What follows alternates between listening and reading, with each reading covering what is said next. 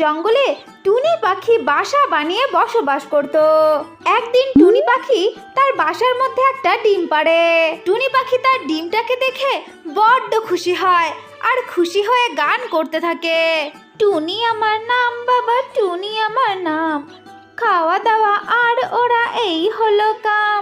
টুনি পাখি যখন এই গানটা করছিল ঠিক তখনই সেইখানে একটা সাপ চলে আসে আর এসে বলতে থাকে, আরে তুই আজকে বাসায় ডিম পেড়েছিস তাই না?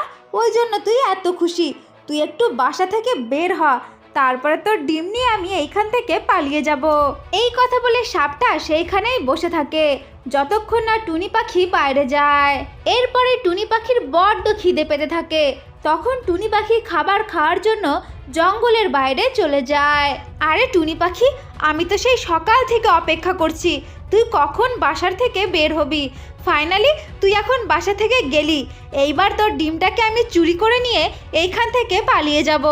এই কথা বলে ওই সাপটা টুনির বাসার ওপরে চলে যায় আর ডিমটাকে নিয়ে সেইখান থেকে পালিয়ে যায়। কিছুক্ষণ পর টুনি পাখি তার বাসায় ফিরে আসে আর এসে দেখে তার ডিমটা সেইখানে নেই। এই দেখে টুনি পাখি বড্ড কান্নাকাটি করতে থাকে আর কান্নাকাটি করতে করতে বলে, হ্যাঁ আমার ডিমটা কোথায় গেল? আমার ডিমটা তো বাসার মধ্যেই ছিল। আমি তো একটুখানি সময়ের জন্যই বাইরে গিয়েছিলাম খাবার খাওয়ার জন্য, আর এখন এসে দেখি আমার ডিমটা নেই। এখন আমি আমার ডিমটাকে কোথায় খুঁজবো? হে ভগবান, এটা কি হয়ে গেল? না, এইখানে বসে কান্নাকাটি করলে আমাকে চলবে না।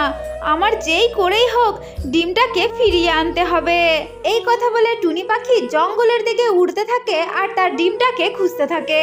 তখন টুনি পাখি দেখে একটা সাপ মুখে করে তার ডিমটাকে নিয়ে যাচ্ছে। তখন টুনি পাখি সেই সাপটার সামনে চলে আসে আর এসে বলে, আরে আরে দাঁড়াও দাঁড়াও বলছি, দাঁড়াও। তুমি কোথায় যাচ্ছ আমার ডিমটাকে নিয়ে?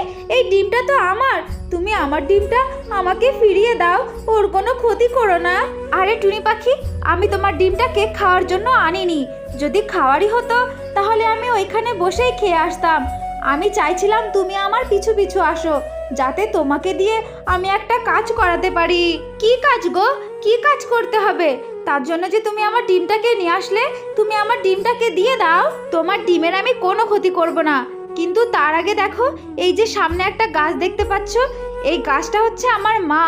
একটা সাধু তাকে অভিশাপ দিয়েছিল যে কোনো টুনি পাখি আমার মাকে উদ্ধার করতে পারবে। এখন তুমি যেইভাবেই হোক আমার মাকে তুমি উদ্ধার করো, তাহলেই তোমাকে আমি এই ডিমটা দিয়ে দেব। আমি যদি তোমার মাকে উদ্ধার করতে পারি তাহলে তুমি আমার ডিমটাকে দিয়ে দেবে তো? ওর কোনো ক্ষতি করবে না তো? অবশ্যই টুনি পাখি, আমি তোমার ডিম তোমাকে ফিরিয়ে দেব, তুমি শুধু আমার মাকে আমার কাছে ফিরিয়ে দাও। এরপরে টুনি পাখি সেইখান থেকে উড়ে চলে যায় সাধু বাবার কাছে আর গিয়ে সমস্ত ঘটনা খুলে বলে। তখন সাধু বাবা তার জাদুই শক্তি টুনি পাখিকে দিয়ে দেয় আর টুনি পাখি সেই জাদুই শক্তি নিয়ে সেইখানে চলে আসে আর ওই টুনি পাখি সেই জাদুই শক্তি ওই গাছের ওপরে দিয়ে দেয় আর ঠিক তখনই ইচ্ছাধারী নাগিন বাইরে বেরিয়ে আসে। আরে টুনি পাখি, তোমাকে অনেক ধন্যবাদ, আজকে তোমার জন্য আমি আমার মাকে মুক্ত করতে পারলাম। এই নাও টুনি, তোমার ডিমটাকে তুমি তোমার বাসায় নিয়ে যাও আর আমাকে ক্ষমা করে দাও টুনি, তোমার ডিমটাকে চুরি করে আমি একদম ঠিক কাজ করিনি। এরপর টুনি পাখি সাপটাকে ক্ষমা করে দেয় আর টুনি সেই ডিমটাকে নিয়ে তার বাসার মধ্যে গিয়ে সুখে শান্তিতে বসবাস করতে থাকে। আমার ছোট্ট বন্ধুরা, তো এটাই ছিল আজকের গল্প। যদি তোমাদের ভালো লেগে থাকে তাহলে অবশ্যই লাইক করবে আর চ্যানেলটাকে সাবস্ক্রাইব করে দেবে।